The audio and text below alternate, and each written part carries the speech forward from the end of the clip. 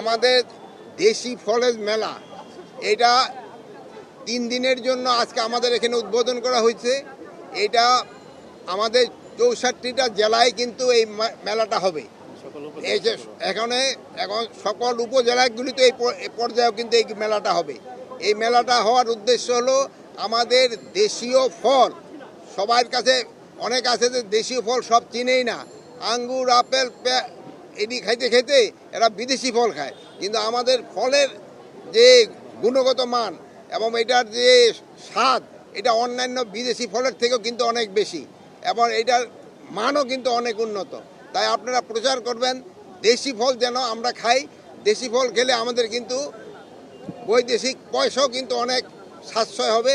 আরেকটা প্লাস, আপনারা শুনে আনন্দিত হবেন যে আমরা কিন্তু বিদেশে প্রচুর পরিমাণ আম, কাঁঠাল এগুলি কিন্তু পাঠাচ্ছি, পেয়ারা এবার চায়না কিন্তু নতুনভাবে আমাদের আম পাঠানো শুরু হয়েছে এবং এটা যেন বাড়ে, তবে কৃষকরা অনেক উপকৃত হবে।